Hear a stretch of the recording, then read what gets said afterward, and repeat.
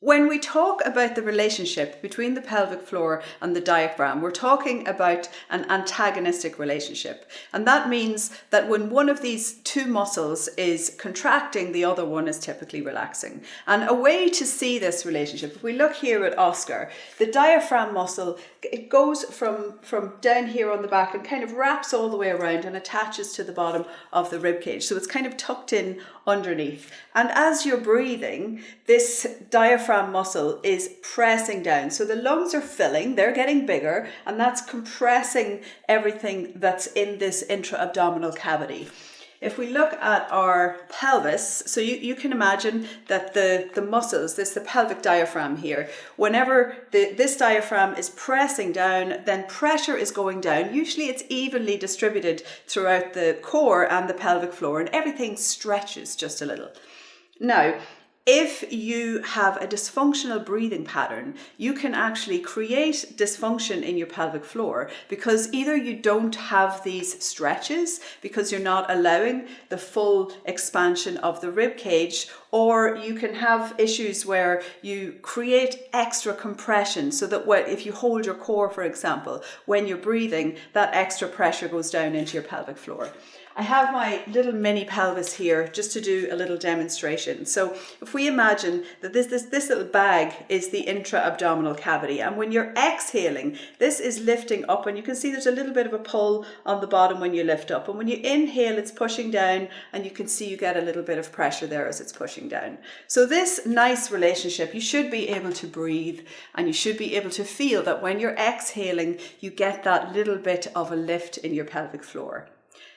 When we have been doing our pelvic floor exercises, we have been working a little to train this by doing our contraction on the exhale, because we're having this natural lift on the exhale. But it's really important that we work to train a little bit more with our breathing and to make sure that we are actually breathing into the lungs, filling the lungs nicely. All of these ribs have little intercostal muscles that run in between the ribs, and you have a lot of connective tissue and everything holding everything together here. And if you get a little bit restricted here, then the rib cage, if it's not expanding, you don't have that width basically for the air to go into, which means that you'll have more downward pressure. So we're going to do a little bit of a breathing exercise just now. So if you look at the rib cage, if you place your hands on the sides of your rib cage, what I want you to do is I want you to inhale and I want you to breathe that way. So imagine that you're taking the breath into your lungs and you're trying to expand your ribs sideways as you do. And as you exhale, allow the ribs to contract. So placing the hands on the ribs, I'm going to do one of these. So you can just do it along with me and you can look and see how the rib cage actually moves as we inhale.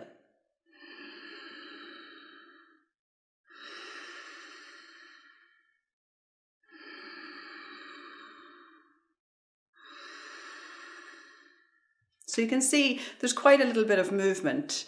When you practice yoga, you spend a lot of time working to breathe and working to learn how to completely fill and expand your lungs. So we do all different kinds of breathing exercises where we take the breath into different parts of our lungs.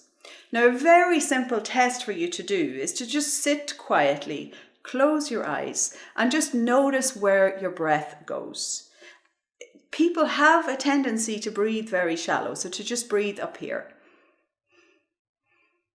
And if this is the kind of breath that you have, then you're not getting this nice expansion. Then you're missing out on this little relationship, because this relationship is one that supports you when you're doing other things. So if you can have that little bit of elasticity in your pelvic floor, then it's very good for when you're jumping, for example, or running or doing anything a little bit active. If your pelvic floor is used to stretching out and contracting on each inhale, which it does without you even having to think about it, then this will help you when you're trying to work to do other things. So when you want to run, if your pelvic floor is used to contracting and relaxing with each and every inhale and exhale you take, then it's going to be a little bit easier for it to maintain control when you're running.